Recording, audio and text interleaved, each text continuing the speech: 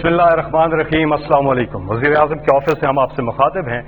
आप वज़ीर आज़म इस्लामी जमहूरिया पाकिस्तान इमरान खान से फ़ोन पर डायरेक्ट बात करेंगे। आपका वज़ीर आज़म आपके साथ। इस सिलसिले की ये पहली नशिस्त है। ये फ़ोन नंबर 051-921-0809 पर आपके सवालात और वज़ीर आज़म के जवाब। इससे पहले कि हम आज के पहले कॉलर से बात करें, एक दफ़ा सब मिलकर दरूद शरीफ पढ़ लीजिए।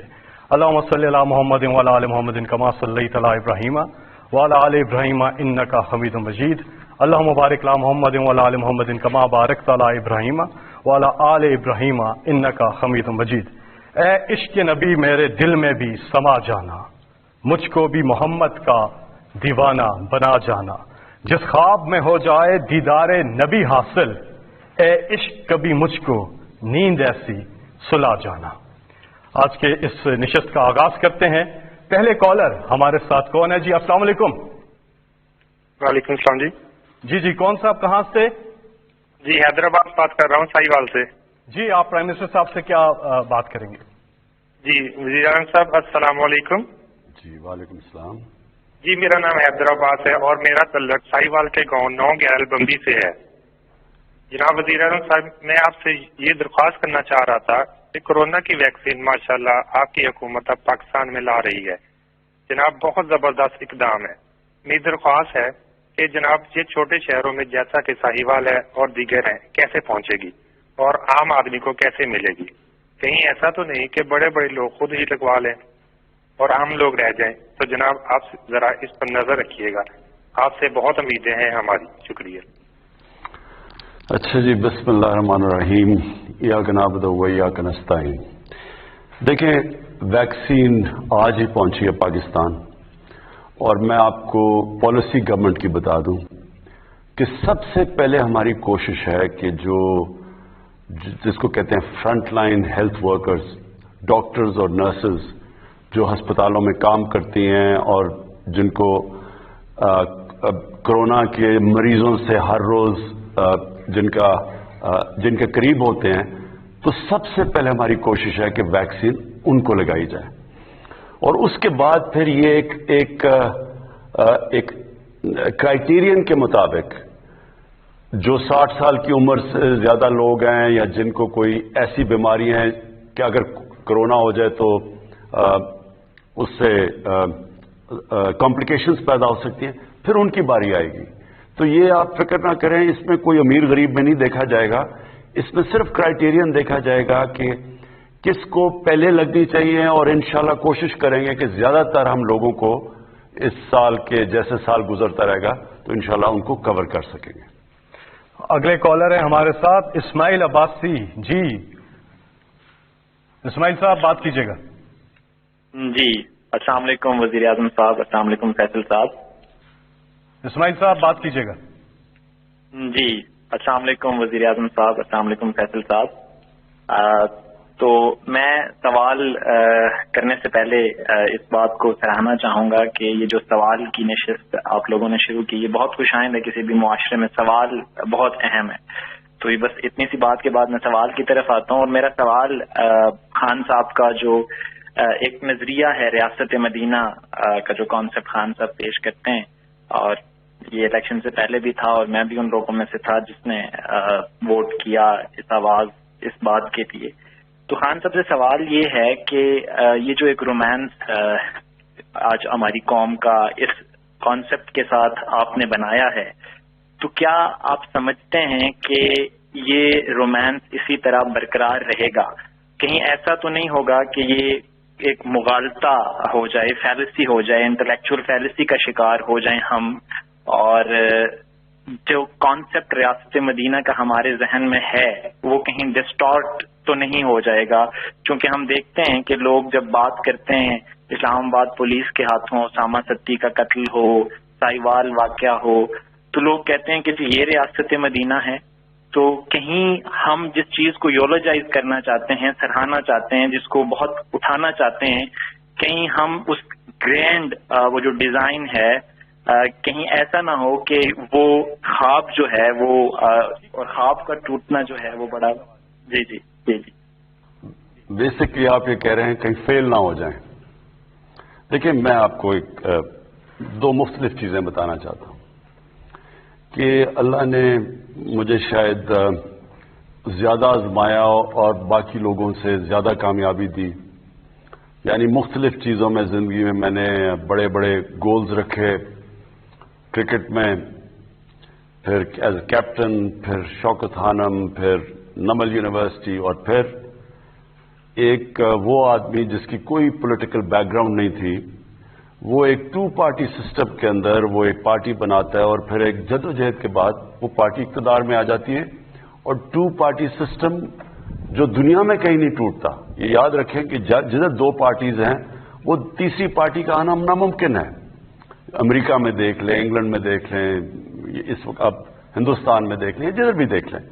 تو لہذا کہنے کا مقصد یہ ہے کہ یہ ساری چیزیں جب میں کرنے گیا تو جس طرح آج آپ کہہ رہے ہیں کہ مدینہ کی ریاست ایک یہ ایسے خواب ہی نہ رہ جائے، تو یہ سب نے مجھے زندگی میں کہا کہ یہ چیزیں نہیں ہو سکتی. جو بھی میں نے کام کیا ہے دنیا کہتی تھی یہ چیزیں نہیں ہو سکتی. اور وہ کیوں کہتی ہے دنیا؟ یہ یاد رکھیں، اور میں نوجوانوں کے لیے بھی بات کر رہا ہوں کہ کبھی آپ لوگوں کی باتوں سے یہ نہ ہو کہ اپنی خواب کے پیچھے نہ جائیں. دنیا ہمیشہ وہ چیزیں کہے گی جو ساری دنیا کرتی ہے، لیکن جب آپ کوئی ہٹ کے چیز کریں گے تو دنیا آپ کو ڈسکریج کرے گی کہ یہ نہیں ہو سکتا. تو پہلے تو میں یہ آپ کو بتا دوں کہ اللہ نے انسان کے اندر وہ طاقت دی ہے. جب انسان کو اشرف المخلوقات بنایا ہے تو اللہ نے انسان میں وہ چیز دی ہے جو اس نے فرشتوں کو کہا کہ میں نے تمہیں بھی نہیں دی. تو ہم اس کی عظیم مخلوق ہیں، ہمارے میں بہت صلاحیتیں ہیں. ہم کیونکہ کہیں نہ کہیں راستے میں اپنی خواب کے پیچھے نہیں جاتے، ہم اپنے دل کی خواہشوں کے پیچھے نہیں جاتے، ہم ڈر جاتے ہیں، ہم معاشرے ہمیں کہتا ہے کہ یہ نہیں ہو سکتا، تو ہم راستے میں وہ کام نہیں کرتے جو ہمارا دل کہتا ہے، ہم پھر وہ کام کرتے ہیں جو کہ ساری دنیا چاہتی ہے ہم کریں. آج تک دنیا میں کسی نے بھی کوئی بڑا کام کیا ہے تو ہر آدمی، ہر اس انسان کو دنیا نے کہا یہ نہیں ہو سکتا. جب پہلا آدمی ماؤنٹ ایوریسٹ پہ چڑھا تھا، دنیا کے سب سے اونچے پہاڑ پہ، تو اس سے پہلے تو یا مر گیا تھا کوئی یا فیل ہو گیا تھا. تو لوگوں نے اسے کہا کہ تم نہ کرو، یا دیوانہ ہے جو کہ کوشش کر رہا ہے. تو یہ یاد رکھیں کہ انسان کا جو دل کہتا ہے اس کے پیچھے جانا چاہیے، اور پھر جب جائے گا تو پل جلا کے جائے کہ اب اس کی واپسی کوئی نہیں ہے. یعنی اگر میں نے یہ فیصلہ کیا کہ انشاءاللہ یہ ہمارا مدینہ کے ریاست کے اصولوں پہ ایک عظیم قوم بنے گی، تو اس کے بعد کوئی دوسرا راستہ نہیں ہے. اب آ جائیں جی مدینہ کی ریاست، یہ سمجھ جائیں. اور انشاءاللہ اب ہم پاکستان کے اندر 7، 8 اور 9 کلاسز میں ہر اسکول کے اندر سبجیکٹ رکھ رہے ہیں سیرت نبی، کہ وہ کیا تھی مدینہ کی ریاست، کیونکہ لوگوں کو پتہ ہی نہیں ہے اس چیز کا. وہ کوئی ایک چیز ملک میں خراب ہوتی ہے وہ کہتے جی مدینہ کی ریاست کدھر گئی. مدینہ کی ریاست ایک بڑی خواب تھی، ایک ماڈرن ریاست تھی. دنیا میں پہلی دفعہ اس طرح کے کانسیپٹس آئے، ایک جمہوری کلچر آیا، قانون کی بالادستی آئی. کوئی قانون سے اوپر نہیں تھا. جب نبی صلی اللہ علیہ وسلم نے کہا کہ میری بیٹی بھی قانون توڑے گی تو اس کو بھی سزا ملے گی، کوئی قانون سے اوپر نہیں تھا. پھر ایک انسانیت کا نظام تھا جس کو فلاحی ریاست کہتے ہیں. ریاست نے اپنے کمزور طبقے کی ذمہ داری لی تھی. یہ بڑے کانسیپٹ تھے. پھر میرٹ تھی، پھر انسانی حقوق تھے. انسان کا جو بھی رنگ ہو، جو بھی دین ہو، سب قانون کے سامنے ایک برابر تھے. یعنی یہ جو سوچ تھی، جو نبی صلی اللہ علیہ وسلم کا آخری خطبہ تھا، وہ ہیومن رائٹس کا جو آج UN کا چارٹر دیکھ لیں تو وہ تب انہوں نے تقریباً 1500 سال پہلے وہ چارٹر دیا تھا انسانیت کا. تو یہ سارے جو کانسیپٹس تھے یہ ماڈرن کانسیپٹس تھے. اور جب بھی مسلمان دنیا کوئی مسلمانوں کی تاریخ میں جو ملک ان اصولوں پہ گیا وہ اوپر چلا گیا، اور جو مسلمان ملک نہیں بھی ہے جب وہ ان اصولوں پہ جاتا ہے وہ اوپر چلا جاتا ہے. اور جو ان سے پیچھے ہٹ جاتا ہے، جو بدقسمتی سے ہم ہٹ گئے ہیں، تو تب وہ ملک نیچے جاتا ہے، جو ہماری آج حالات ہے. تو یہ مدینہ کا ریاست یہ یاد رکھیں، یہ ایک جدوجہد کا نام ہے. یہ سوئچ آن آف نہیں ہوتا کہ مدینہ کی ریاست آ جاتی ہے. ساری قوم مل کے ایک بڑی خواب کی طرف جاتی ہے، محنت کرتی ہے، قربانیاں دیتی ہے، مشکل وقت سے نکلتی ہے، لیکن پھر کیونکہ مدینہ کی ریاست نبی صلی اللہ علیہ وسلم کی سنت تھی، وہی قوم اٹھ جاتی ہے اور عظیم قوم بن جاتی ہے. اور انشاءاللہ یہ بننے جا رہی ہے پاکستان ایک عظیم قوم. جی اگلے کالر سے ہم بات کریں گے. ہمارے ساتھ لائن پر ہیں گلگت سے شعیب. جی آپ مخاطب ہیں پرائم منسٹر عمران خان سے. السلام علیکم سر. جی وعلیکم السلام. ہاں سر میں شعیب بول رہا ہوں گلگت سے. مجھے بڑی خوشی ہے سر کہ میں ایک ایسے وزیر اعظم سے بات کر رہا ہوں ملک کے تاریخ کے جو کہ براہ راست عوام سے بات کرنا چاہتے ہیں، ان کے مسائل سننا چاہتے ہیں. اور سر میرے بنیادی طور پہ 2 سوال ہیں.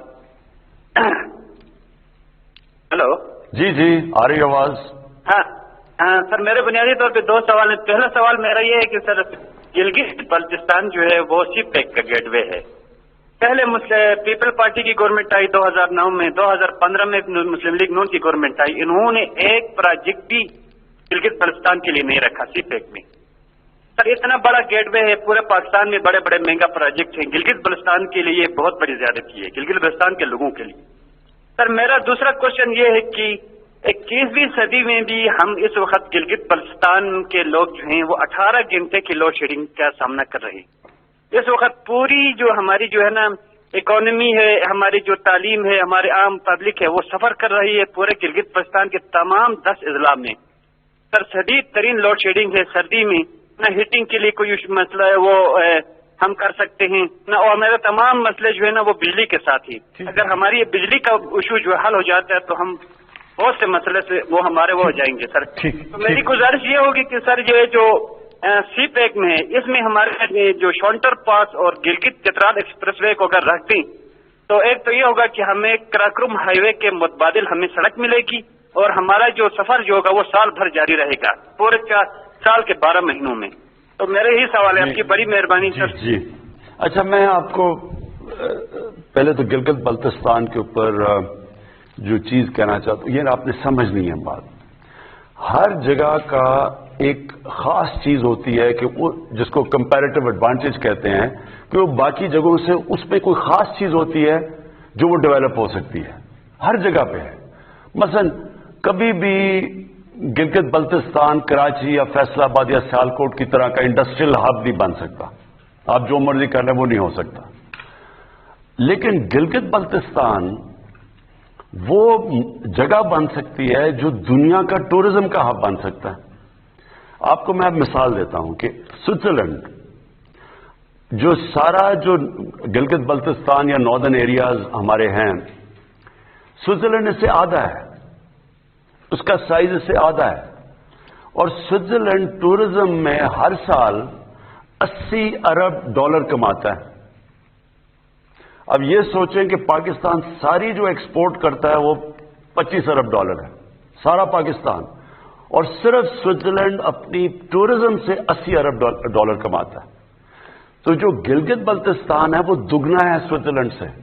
یہاں کے پہاڑ اس سے بہت زیادہ بڑے ہیں، یہاں خوبصورتی اس سے بہت زیادہ ہے، کیونکہ میں نے تو سوئٹزرلینڈ دیکھا ہوا ہے اور سارا گلگت بلتستان دیکھا.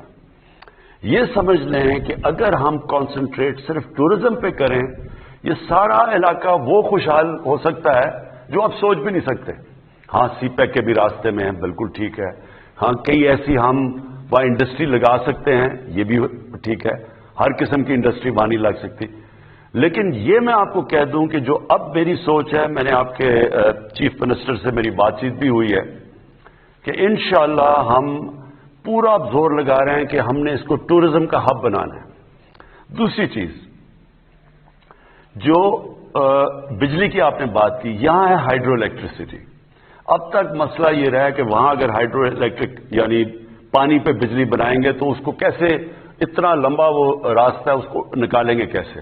لیکن میں نے فیصلہ کیا ہے اور یہ میں نے پچھلے ہفتے ہی آرڈر کیا ہے کہ ہم ایک گرڈ اسٹیشن بنانے لگے ہیں گلگت بلتستان میں، کیونکہ ہمیں پتہ ہے وہاں مسئلہ آپ کو پڑا ہوا ہے بجلی کا. دوسری چیز، ہم چھوٹے چھوٹے ہائیڈرو بجلی یعنی پانی کے اوپر بجلی کے वो जनरेशन के प्लांट्स लगाने लगे हैं, ये भी हम अब करने लगे हैं। तो और तीसरी चीज सड़कें, आपने बात ठीक की कि टूरिज्म तब होती है जब एक एरिया को एक सड़क खोल देती है टूरिज्म के लिए। वो भी हमने 2 ऐसी सड़कें प्लान की हुई हैं जो ये सारा आपका इलाका खुल जाएगा और यहाँ टूरिज्म आगे ही जो अभी भी टूरिज्म है, जो लोकल टूरिज्म है, वही गिलगित बल्तिस्तान में दुगनी तिगनी हो गई है। लेकिन अगर हमने ये सड़कें भी मजीद खोल दी तो आप देखेंगे कि लोगों को वहां ऐसी खुशहाली आ सकती है आपको कि जो लोग गिलगित बल्तिस्तान में बाहर जाके नौकरियां करते हैं उनको जाने की जरूरत नहीं पड़ेगी। जी, गुजारिश ये है कि बहुत से लोग कोशिश कर रहे हैं बात करने की, तो अपने सवाल को मुख्तसर रखिएगा ताकि ज्यादा से ज्यादा लोगों को मौका मिल सके, वो सवाल कर सकें। 051-921-0809। हमारे साथ अब लाइन पर हैं अरशद अकरम तुर्बत से। जी अरशद साहब, अस्सलाम वालेकुम। अस्सलाम वालेकुम। जी वालेकुम सलाम। मेरा सवाल, अरशद अकरम बात कर रहा हूँ तुर्बत से। मेरा सर क्वेश्चन है, कुछ महीने पहले आपने यहाँ विजिट किया था तुर्बत में, कुछ प्रोजेक्ट्स के भी यूनिवर्सिटी में इब्तिदा भी किए थे, लेकिन हमारा इशू ये है कि बलूचिस्तान में सर कि हम दूर दराज इलाके में बड़ी मुश्किल से अपने घर से पैदल जाकर पहले स्कूल की तालीम हासिल कर लेते हैं, उसके बाद कॉलेज की, और फिर यूनिवर्सिटी के लिए हम लोग 5-5, 6-6 ट्रांसपोर्ट चेंज करना पड़ता है, तालीम हासिल करने पड़ते हैं। और तालीम डिग्री हासिल करने के लिए सर हमने बहुत डिसिप्लिन के साथ यूनिवर्सिटी में जाकर डिग्री हासिल की, लेकिन सर इसके बावजूद यहाँ ना प्राइवेट सेक्टर में या ना के गवर्नमेंट सेक्टर में जॉब अपॉर्चुनिटीज कुछ भी नहीं है। तो सर हम करें तो क्या करें और जाएं तो किधर जाएं सर? पहला सवाल सर ये है मेरा सर एक दूसरा सवाल है छोटा सा जो इंटरनेट के हवाले से है। एजुकेशन फैसिलिटी और एजुकेशन डेवलपमेंट के लिए इंटरनेट बहुत जरूरी है सर, लेकिन तुर्बत में सर इतने साल हो गए हैं इंटरनेट से तुर्बत पूरा डिस्ट्रिक्ट महरूम है सर। इसकी बंदिश के लिए आप कुछ इकदाम करें। जी जी, बहुत बहुत शुक्रिया जी। देखिए अरशद, पहली तो मैं आपको पहला पॉइंट बताऊं कि बलूचिस्तान का मसला ये है कि इलाका बहुत बड़ा है, आबादी बहुत कम है, और जो बीच में डिस्टेंसेस हैं यानी फासले बहुत ज्यादा है। तो इसलिए उसकी जो डेवलपमेंट है वो एक आसान नहीं है, क्योंकि डेवलपमेंट कैसे होती है कि जब ज्यादा लोग एक जगह पे जमा हो जाते हैं तो उनको फिर सहूलतें देना, वहाँ यूनिवर्सिटीज, कॉलेजेस वगैरह, इंडस्ट्री बनाना आसान हो जाता है। तो जब इतने बड़े फासले हो तो एक तो ये मसला है बलूचिस्तान का। दूसरी चीज कि जो पॉलिटिकल सेटअप रहा बलूचिस्तान में, उसने भी बलूचिस्तान के लोगों को नुकसान पहुंचाया है। हुआ क्या है कि वहां जो पॉलिटिकल लोग आए हैं बलूचिस्तान में, उन्होंने बजाय इसके कि वहां का पैसा नीचे तक जाता, वो ऊपर ही रह गया है। तो जो एक अच्छा बल्दियाती निजाम आना चाहिए था, जो बलूचिस्तान के लिए बहुत जरूरी है कि आपका डायरेक्ट पैसा गांव में जाए, जो दूर दराज इलाके के गांव हैं उधर पैसा जाए, वो पैसा चला जाता है ऊपर और वो वहां से नीचे जाता नहीं है। तो इसके लिए एक बल्दियाती निजाम बहुत जरूरी है बलूचिस्तान में। ये मैं दूसरी आपको बात कर रहा हूं। अब आगे मैं तुर्बत भी गया था और हमने एक पैकेज दिया। जो जनूबी बलूचिस्तान है वो एक तो बलूचिस्तान पीछे रह गया है, जनूबी बलूचिस्तान और भी पीछे रह गया है। तो हमने एक बड़ा पैकेज किया है और ये इंशाल्लाह बलूचिस्तान की तारीख में सबसे बड़ा पैकेज है। ये पूरा दिया है और इसमें कोशिश मुख्तलिफ चीजों के अंदर पैकेज दिया है। एक तो कनेक्टिविटी दी है, इंटरनेट की आप बात कर रहे हैं, ये बहुत जरूरी है। इंटरनेट अब एक डेवलपमेंट का एक तरीका बन गया है। अभी तक कबायली इलाके में और बलूचिस्तान के कई इलाकों के अंदर 3G 4G नहीं था और वो कनेक्टिविटी नहीं थी, लेकिन उसकी वजह सिक्योरिटी थी, क्योंकि दहशतगर्द भी उसको इस्तेमाल करते हैं और इसलिए दहशतगर्दी से बचने के लिए नहीं था। लेकिन हमने फैसला अब किया है कि हम अपने नौजवान जो इन दूर दराज इलाकों में रहते हैं और खास तौर पे बलूचिस्तान के कई इलाकों में जिधर नहीं था और जो पुराना कबायली इलाका था उधर भी हमने अब फैसला किया है कि हम उनको 3G 4G देंगे ताकि लोगों के पास कनेक्टिविटी हो। लेकिन सिर्फ मुझे आपसे एक चीज कहनी पड़ेगी कि थोड़ा आपको सब्र करना पड़ेगा। فیصلہ تو ہم نے کر لیا ہے کہ بلوچستان کو ڈیولپ کرنا، اور جو بھی ہمارے علاقے جس طرح پرانا قبائلی علاقہ جو اب مرج ڈسٹرکٹ جسے کہتے ہیں وہ پیچھے رہ گیا تھا، اس کو جو علاقے مثلا ڈی جی خان، روجان، یہ بھی علاقے پیچھے رہ گئے، اور اندرون سندھ وہاں بھی بہت غربت ہے. ہم نے فیصلہ تو کیا ہے اب ان کو ڈیولپ کرنا، لیکن تھوڑا سا آپ کو صبر اس لیے کرنا پڑے گا کہ گورنمنٹ کے پاس جو جس طرح کی وسائل چاہیے وہ اس وقت ہمارے پاس ہیں نہیں، اور ہمارے پاس جیسے جیسے وسائل بڑھتے جائیں گے ہم کریں گے. اور میں یہ آپ کو کہہ دوں کہ بلوچستان میں جو مدنیات مثلا جو آپ کی منرل ویلتھ ہے، جیسی یہ نکلے گی ہماری کوشش ہے کہ وہ ادھر ہی خرچ ہو، تاکہ وہاں کے لوگوں کو پہلے ہم ان کو اوپر اٹھائیں اور پھر اس کا کسی اور علاقے میں جائیں. جی اب ہمارے ساتھ ہیں لاہور سے ثانیہ. السلام علیکم پرائم منسٹر صاحب، آپ سے ہماری بہت سی امیدیں وابستہ ہیں. آپ نے غریب کو چھت دینے کا وعدہ کیا، جیسے روٹی کپڑا مکان ایک سیاسی نعرہ تھا، اس طرح آپ کی حکومت نے پاکستان ہاؤسنگ سے غریب عوام کو گھر کا وعدہ کیا. سر مجھے کیا بینک قرضہ دے گا؟ میرے یہ نہ کچھ گروی رکھنے کو میرے نعرہ تھا، اس طرح آپ کی حکومت نے پاکستان ہاؤسنگ سے غریب عوام کو گھر کا وعدہ کیا. سر مجھے کیا بینک قرضہ دے گا؟ میرے یہ نہ کچھ گروی رکھنے کو میرے پاس کچھ ہے، تو مجھے یہ گھر کیسے مل سکیں گے؟